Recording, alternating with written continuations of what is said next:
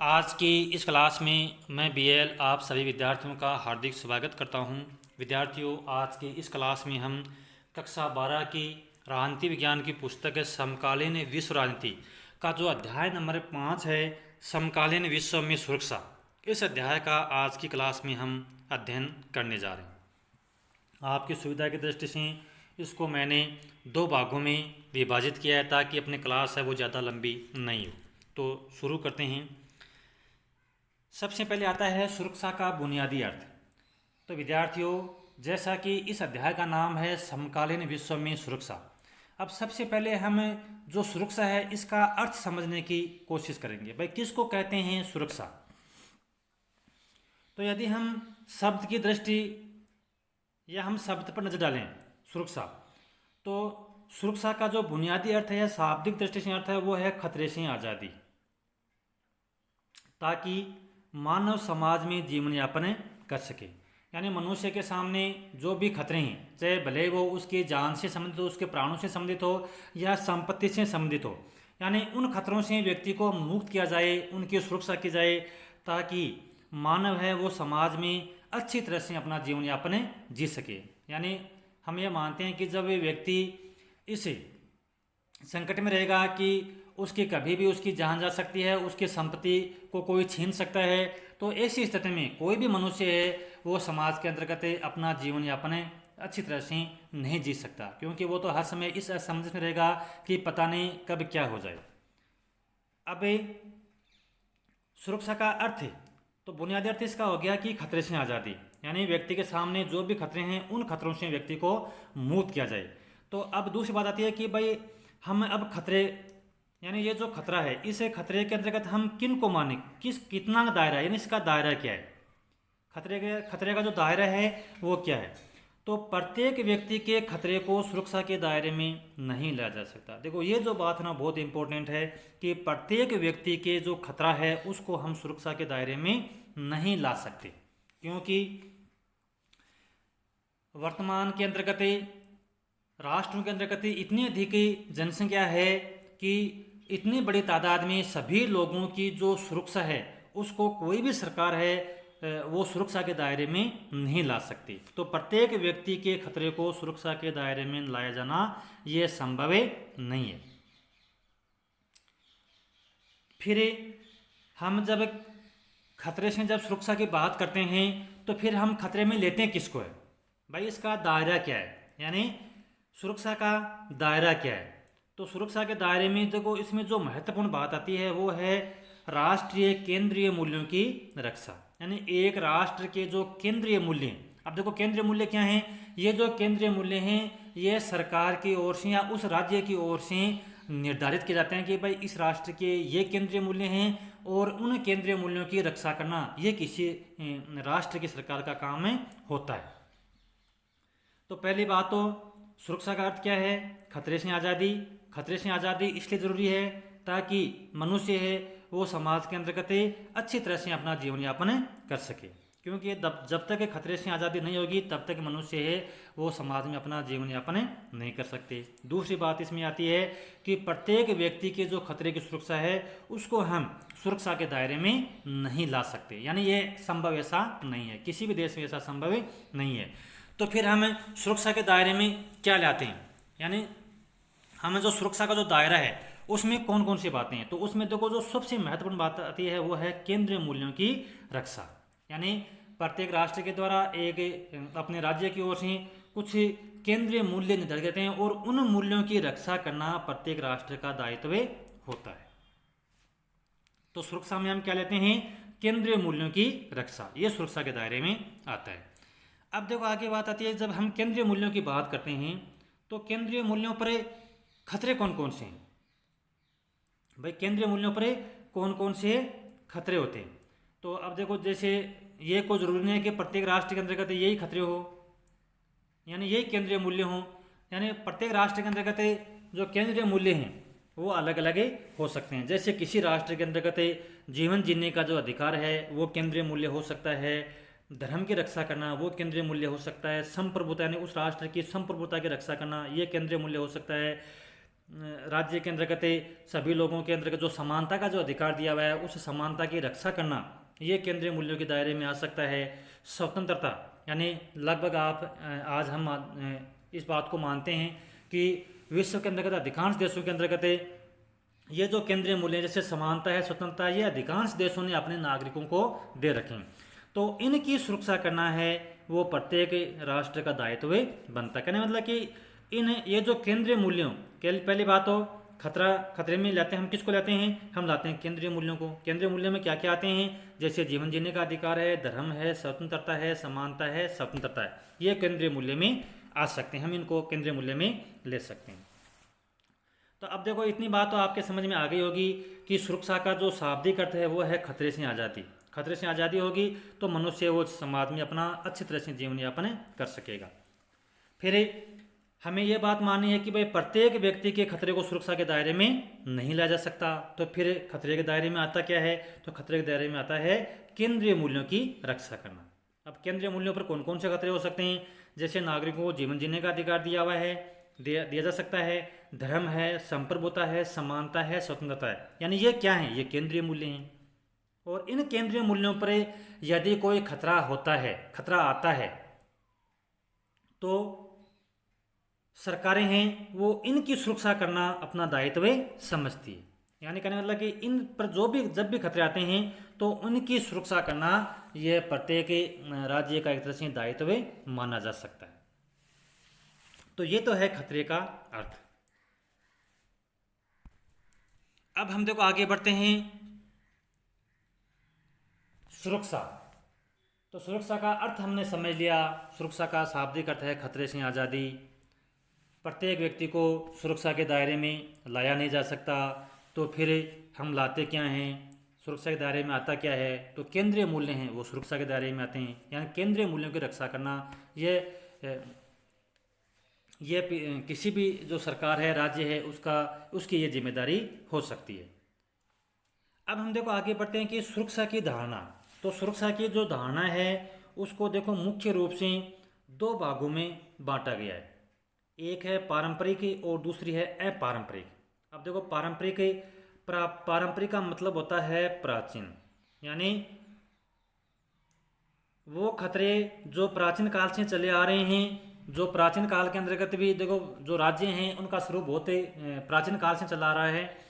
तो एक प्राचीन काल से राज्य जिन खतरों से जूझ रहे हैं या ऐसी समस्याएं से खतरे जो प्राचीन काल से चले आ रहे हैं वो आते हैं पारंपरिक में।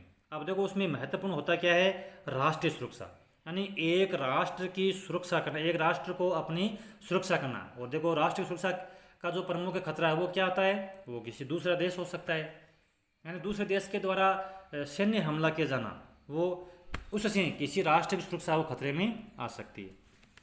तो सुरक्षा की धारणा को हम दो भागों में बांट सकते हैं, एक है पारंपरिक और दूसरी है अपारंपरिक।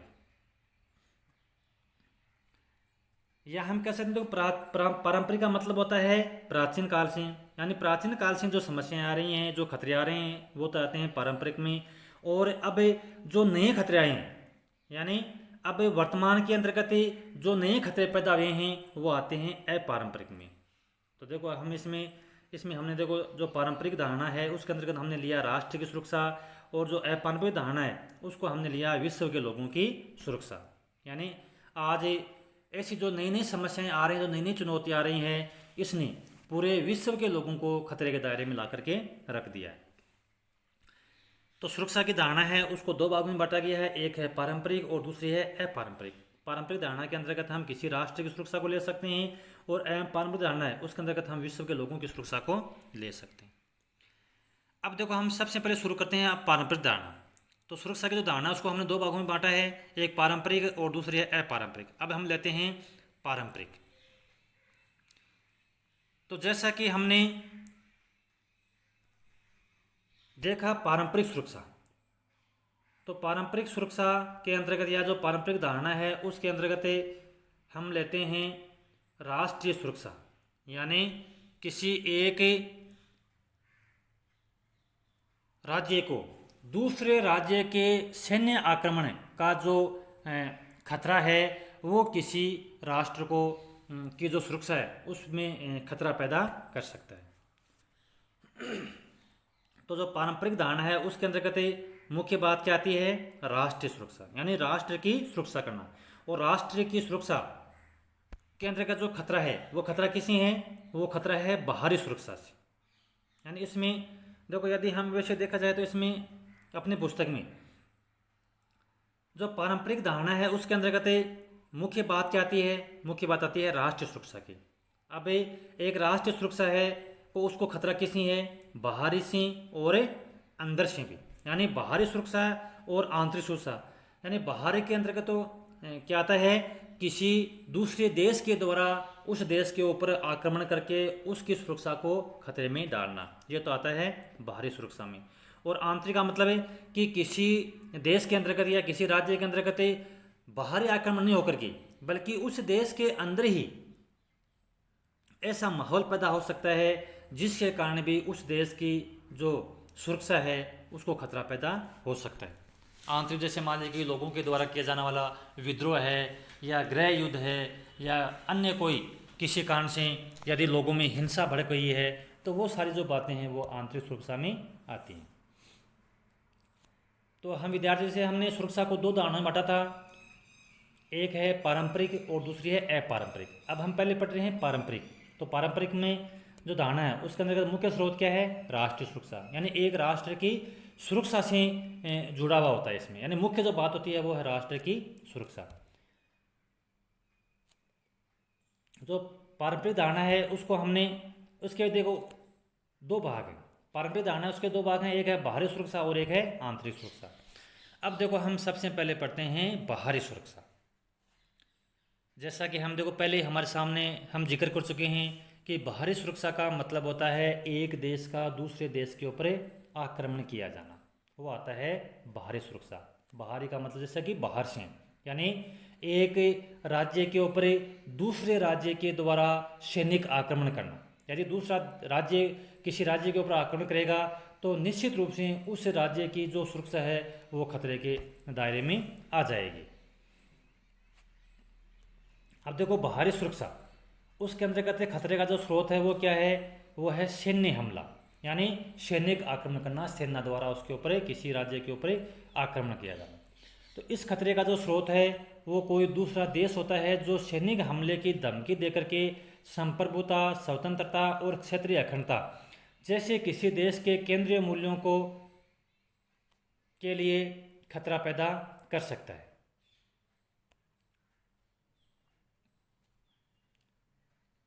तो बाहरी सुरक्षा के अंतर्गत जो सुरक्षा है उसको चुनौती कहाँ से मिलती है? किसी देश के द्वारा किए जाने वाले सैन्य हमले से। तो इस खतरे का स्रोत होता है कोई दूसरा देश है जो सैनिक हमले की धमकी देकर के संप्रभुता, स्वतंत्रता और क्षेत्रीय अखंडता जैसे किसी देश के जो केंद्रीय मूल्य हैं उनके लिए वो खतरा पैदा कर सकता है। अब देखो, तो विद्यार्थियों हमें एक बात तो ये ध्यान रखनी है कि जो पारंपरिक धारणा है उसके अंतर्गत देखो पारंपरिक धारणा के भी उसमें भी दो धारणाएं आती हैं, दो पक्ष आते हैं। एक है बाहरी सुरक्षा और एक है आंतरिक सुरक्षा। अब आंतरिक सुरक्षा को छोड़कर हम पढ़ने हैं बाहरी सुरक्षा। तो बाहरी सुरक्षा के अंतर्गत जो खतरे का स्रोत है वो होता है कोई दूसरा देश या दूसरा मुल्क जो किसी देश के ऊपर हमला करता है और उस देश की जो संप्रभुता है, जो सुरक्षा है, उसके अंतर्गत खतरा पैदा करता है। और वो खतरा पैदा करते कैसे करता है? सैन्य हमले के द्वारा, यानी सैनिक आक्रमण करके कोई दूसरा देश है वो किसी देश की सुरक्षा के सामने खतरा पैदा कर सकता है। तो दूसरा देश होता है, जो दूसरा मुल्क होता है, वो सैनिक हमले की धमकी देकर के संप्रभुता, स्वतंत्रता और क्षेत्रीय अखंडता जैसे किसी देश के जो केंद्रीय मूल्य हैं उनके ऊपर खतरा पैदा करता है। अब युद्ध की स्थिति में किसी देश के पास में प्रमुख रूप से 3 विकल्प होते हैं। अब देखो हम पढ़ रहे हैं क्या है? हम पारंपरिक धारणा पढ़ रहे हैं। पारंपरिक धारणा में हम बाहरी सुरक्षा पढ़ रहे हैं। बाहरी सुरक्षा के अंतर्गत होता क्या है? किसी दूसरे देश के द्वारा किसी देश के ऊपर आक्रमण किया जाना। अब मान लीजिए कि किसी देश ने दूसरे देश के ऊपर आक्रमण कर दिया है, तो और अब युद्ध की स्थिति में किसी देश के पास में प्रमुख रूप से 3 विकल्प होते हैं। अब देखो किसी देश के द्वारा किसी देश के ऊपर दूसरे देश के ऊपर आक्रमण कर दिया गया, हमला कर दिया गया, तो ऐसी स्थिति में, युद्ध की स्थिति में, उस देश के पास में प्रमुख रूप से कौन कौन से विकल्प होते हैं। तो देखो, प्रमुख रूप से उसके सामने ये विकल्प हो सकते हैं। पहली बात है आत्मसमर्पण करना, दूसरी बात है दूसरे पक्ष की बात को बिना युद्ध किए ही मान लेना, या हमलावर को पराजित कर देना।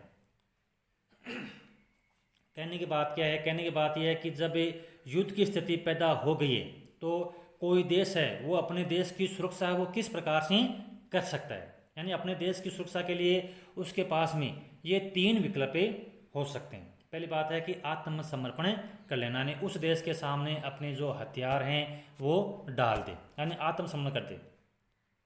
ये यानी इससे क्या होता है, इससे युद्ध है वो रुक सकता है। दूसरी बात है कि जो दूसरे पक्ष की जो बात है उसको बिना युद्ध किए ही मान लेना, यानी जो दूसरा देश जो हमला कर रहा है, जो आक्रमण कर रहा है, तो जब दूसरा देश आक्रमण करता है तो उसकी कोई ना कोई वो उद्देश्य लेकर के तो आता ही है। तो यानी वो अपने कोई बात है वो मनवाना चाहता है, तो जो दूसरा पक्ष है उसकी बात को बिना युद्ध किए ही मान लेना। तो कहने मतलब कि यदि बिना युद्ध किए यदि उसकी बात को मान लेंगे तो फिर वो युद्ध नहीं करेगा। और तीसरा विकल्प है हमलावर को पराजित कर देना, या उसके पास में इतनी शक्ति होनी चाहिए, इतनी ताकत होनी चाहिए, इतनी सैन्य शक्ति इतनी मजबूत होनी चाहिए कि जिसने हमला किया है उसको वो पराजित कर दे, उसको वो युद्ध में हरा दे। यानी इन 3 विकल्पों के माध्यम से कोई देश है वो अपने देश की सुरक्षा को अंजाम दे सकता है, यानी खतरे से अपने देश की सुरक्षा कर सकता है। आत्मसमर्पण करके दूसरे पक्ष की बात को बिना युद्ध किए मान लेना, और हमलावर है उसको अपने सैन्य शक्ति को मजबूत करके उसको पराजित कर देना। तो युद्ध की स्थिति में किसी देश के पास में ये विकल्प हो सकते हैं। अब देखो आगे आता है विद्यार्थियों, परंपरागत सुरक्षा नीति के प्रमुख तत्व कौन कौन से होते हैं। तो परंपरागत सुरक्षा नीति के प्रमुख तत्व कौन से हैं, तो इसमें हम पढ़ेंगे प्रमुख रूप से देखो ये 4 तत्व हैं। इसमें 4 तत्व कौन से हैं? सबसे पहला आता है अवरोध, युद्ध की आशंका को रोकना। अब देखो परीक्षा में अलग से भी पूछ सकते हैं कि भाई अवरोध का से क्या तात्पर्य है, किसको कहते हैं अवरोध। तो अवरोध का अर्थ होता है युद्ध की आशंका को रोकना। इसका मतलब ये होता है कि जो दूसरा देश है, जो हमलावर देश है, उसके मन में इस प्रकार की भ्रांति पैदा कर देना कि वो जिस देश के ऊपर आक्रमण कर रहा है वो देश भी इतना ताकतवर है, इतना शक्तिशाली है कि वो उसको भी पराजित कर सकता है, या उसका जो हमला है उसका जवाब दे सकता है, उसके युद्ध का जवाब दे सकता है। तो इससे क्या होगा, इससे जो हमलावर देश है वो उस देश के ऊपर आक्रमण नहीं करेगा, क्योंकि उसके मन में यह भावना पैदा हो सकती है कि भाई वो जिस देश के ऊपर आक्रमण करता है वो देश, उस देश के पास में भी इतनी सैन्य शक्ति उसकी सैन्य शक्ति इतनी मजबूत है कि वो उसका जवाब दे सकता है। तो इससे क्या होगा, इससे युद्ध है वो नहीं होगा।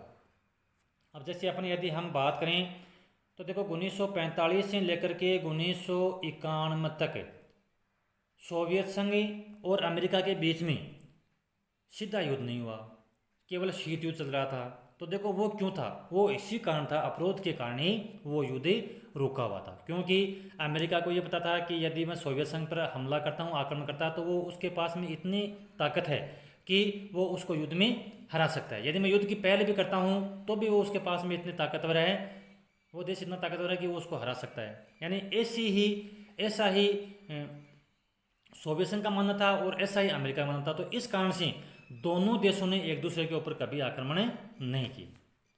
तो अवरोध क्या है, युद्ध। अवरोध है वो युद्ध की आशंका को रोकता है।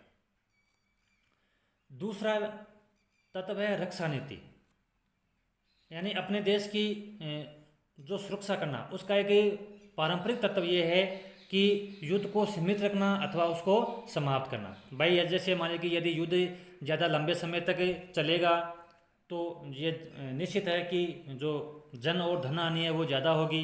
तो दूसरी बात है कि परंपरागत सुरक्षा नीति का एक तत्व ये है कि जब युद्ध हो जाए, जब ऐसा हो गया कि भाई युद्ध अनिवार्य है और युद्ध शुरू हो गया, तो रक्षा नीति के माध्यम से भी युद्ध से होने वाले नुकसान को कम किया जा सकता है, युद्ध से होने वाले नुकसान से सुरक्षा की जा सकती है। कैसे?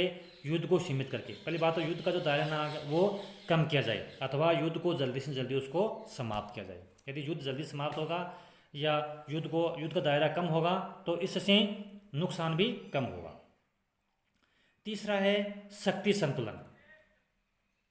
परंपरागत शिक्षा नीति का एक तत्व यह है शक्ति संतुलन, यानी सैन्य शक्ति को, देखो इसमें आता है सैन्य शक्ति को बढ़ावा देना।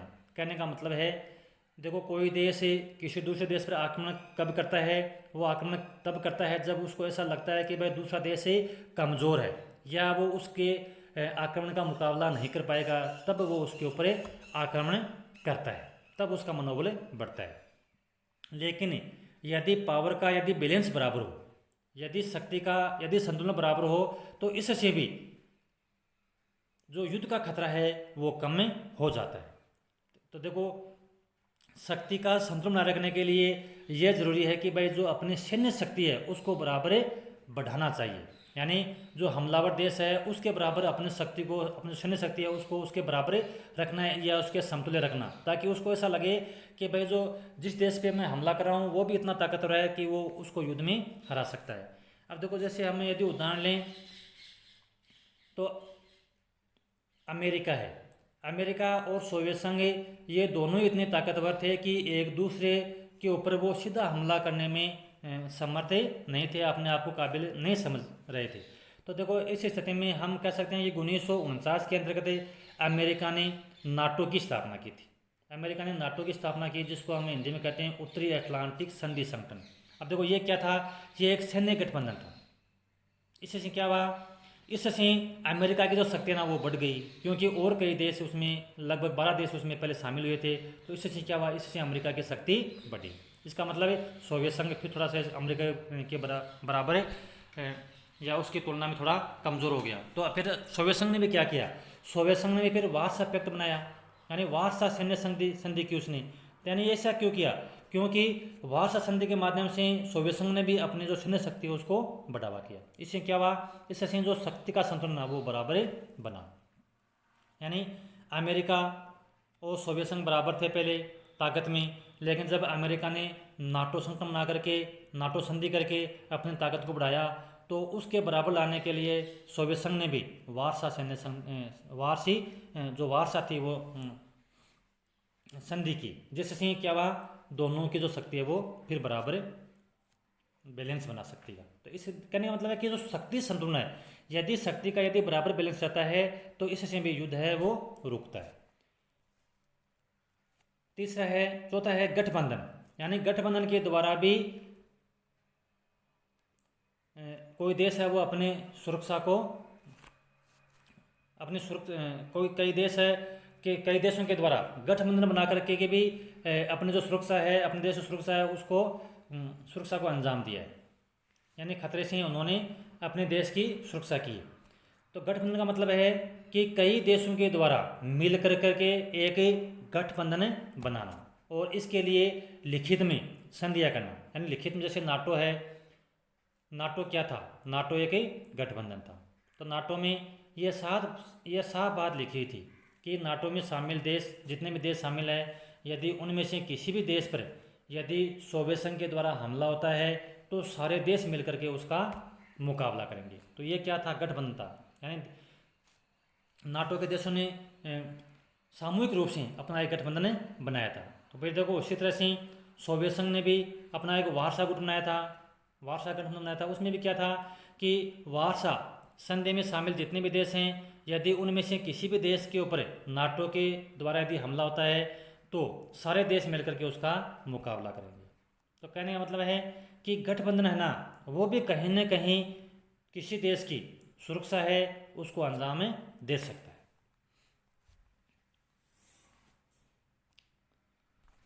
तो ये था परंपरागत सुरक्षा नीति के प्रमुख तत्व। तो 4 प्रमुख तत्व हैं। एक है अप्रोध, दूसरा है रक्षा नीति, तीसरा है शक्ति संतुलन और चौथा है गठबंधन। अब आगे आता है आंतरिक सुरक्षा।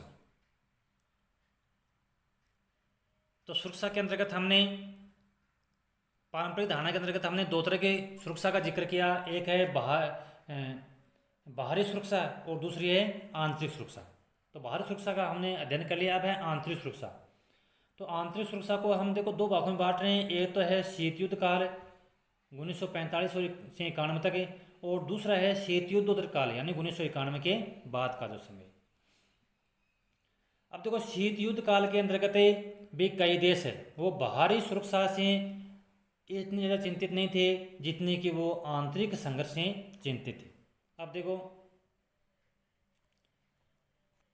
आंतरिक संघर्ष ये कहाँ था, उपनिवेश में था। यानी उपनिवेश से मतलब है कि 1945 के अंतर्गत कई देश ऐसे थे विकासशील देश जिनको हम कहते हैं, उनके ऊपर दूसरे देश का अधिकार था। तो आंतरिक सुरक्षा को हम दो भागों में बांटा है, एक तो शीत युद्ध काल में किस प्रकार की सुरक्षा को लेकर चुनौतियाँ थी विश्व के अंतर्गत, और फिर शीत युद्ध के बाद में 1991 के बाद के समय के अंतर्गत किस प्रकार की सुरक्षा को लेकर के चुनौतियाँ थी। तो देखो एक तो है शीत युद्ध काल में, यानी शीत युद्ध का जो समय है वो क्या है 1945 से लेकर के 91 तक। इसमें देखो क्या है आंतरिक संघर्ष उपनिवेशों में, यानी उपनिवेश का मतलब है कि वो देश जो दूसरे देश के अधिकार में थे, उनके अंतर्गत अपने आज़ादी को लेकर के देश के अंदर ही क्या चल रहा था, आंतरिक संघर्ष चल रहा था। यानी उन विदेशी शक्तियों के खिलाफ जन आंदोलन या विद्रोह भड़क रहा था। अब वो देखो कौन से हैं, एशिया अफ्रीका में लैटिन अमेरिका के ये देश उपनिवेशवाद के शिकार थे और बाहरी शक्तियों का इनके ऊपर अधिकार था। इन विदेशी शक्तियों के खिलाफ लोग स्वतंत्रता के लिए आंदोलन कर रहे थे।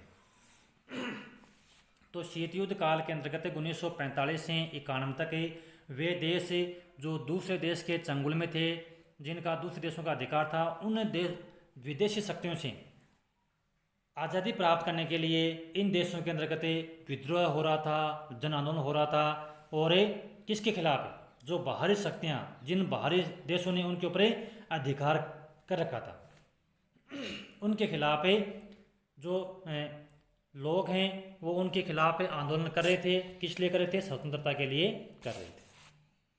तो कहने का मतलब क्या है कि इन देशों के अंतर्गत मतलब शांति नहीं थी, तो क्या था, संघर्ष का दौर चल रहा था। संघर्ष का दौर किसके खिलाफ है, विदेशी शक्तियों के खिलाफ। फिर आता है देखो शीत युद्धोत्तर काल 1991 के बाद का समय। 1991 के बाद का समय यानी जब सोवियत संघ का विघटन हो गया 1991 के अंतर्गत, तब पूर्वी यूरोप, मध्य एशिया के देशों में और यानी जब शीत युद्ध का अंत हो गया, हम कह सकते हैं कि शीत युद्ध के बाद के समय में यानी 1991 के बाद में जब सोवियत संघ का पतन हो गया, तो जो सोवियत संघ से अलग हुए जो कई देश थे, जैसे कजाकिस्तान है, किर्गिस्तान है आदि कई देशों के अंतर्गत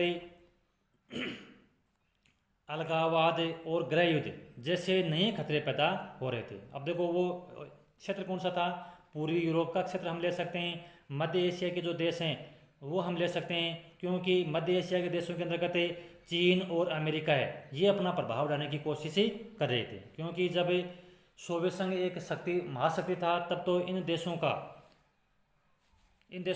इतना वश चल नहीं रहा था कि वो यहाँ पर हस्तक्षेप करे। लेकिन जब सोवियत संघ का विघटन हो गया 1991 में, तो उस सोवियत संघ से जो अलग हुए देश थे उनमें देखो पूर्वी यूरोप के देश थे और मध्य एशिया के देश थे।